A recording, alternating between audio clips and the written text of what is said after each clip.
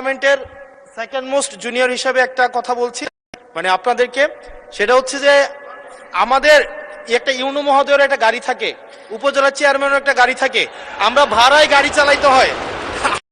যদি আমরা লজ্জা এটা বলতে পারি না, আমরা এটা লজ্জায় কোথাও বলতে পারি না। এখন আমাদেরকে যদি একটা বসার ব্যবস্থা করে দিছে, এখন মানুষের কাছে যাওয়ার জন্য যদি একটা গাড়ির ব্যবস্থা করে দেয় তাইলে আমাদের জন্য একটু সুবিধা হয়, মানুষের কাছে একটু যাইতে পারি। মাননীয় স্বরাষ্ট্রমন্ত্রী কিছু বলতে চান? স্পিকার, মাননীয় স্পিকার, আপনাকে ধন্যবাদ। আজকে এমপিদের প্রাপ্তির অপ্রাপ্তির খবরটা বলতে চাচ্ছিলাম না। আমাদের মাননীয় প্রধানমন্ত্রী যেদিন সংসদ নেতা নির্বাচিত হয়েছেন, আমাদের পার্লামেন্টারি পার্টি মিটিংয়ে প্রথমেই দুইটা অনুশাসন দিয়েছেন যে আমরা এমপিরা এই নতুন পার্লামেন্টে জনপ্রত্যাশা অনুযায়ী আলাদা কোনো সুযোগ সুবিধা নেব না। সেই হিসাবে তিনি অনুশাসন দিয়েছেন, একটা আইন আছে, এটা সংসদ বিষয়ক মন্ত্রণালয়ের অধীনে সংসদ সচিবালয় থেকেই লিড করবে। এই আইনে আমরা একটা সংশোধনী যে এই মহান জাতীয় সংসদের কোন সদস্য আমরা ট্যাক্স ফ্রি গাড়ি নেব না। এইটা মাননীয় সভাতে বাকি সবাই তালে দিছে, কিন্তু আমাদের মানুষ সদস্য ছাড়া দিছে।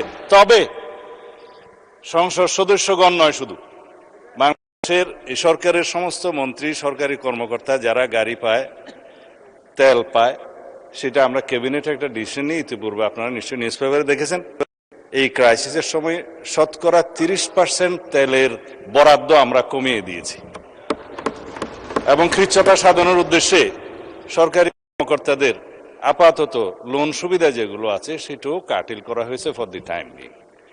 এই সমস্ত এগুলো আমরা সবই জনবান্ধব এবং জনপ্রত্যাশা অনুযায়ী আমাদের মাননীয় প্রধানমন্ত্রীর নির্দেশনা অনুযায়ী। মাননীয় সংসদ সদস্য নিশ্চয়ই অফিস পেয়ে খুশি হয়েছেন, আবার গাড়ি না পেলে নাখুশ হবেন।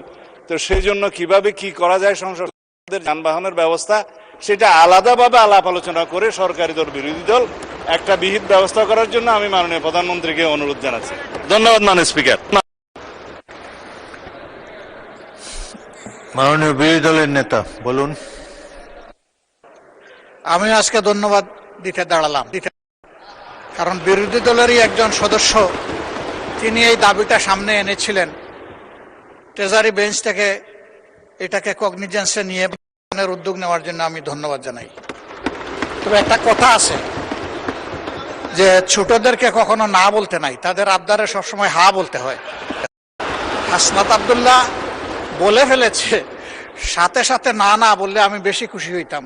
আমি চিন্তা করেছিলাম যে এত বড় খবরের পরে বিরোধী দল থেকে কিছু মিশিয়ে দিব, কিন্তু এখানে এসে বাধাগ্রস্ত হয়ে গেছি, পারলাম না, একটা ধাক্কা খাইলাম। মাননীয় স্পিকার, আপনাকে ধন্যবাদ। মাননীয় বিরোধী দলের নেতা স্বরাষ্ট্রমন্ত্রী তার শেষ লাইনে বলেছেন যে এটা তারা বিবেচনা করে দেখবেন।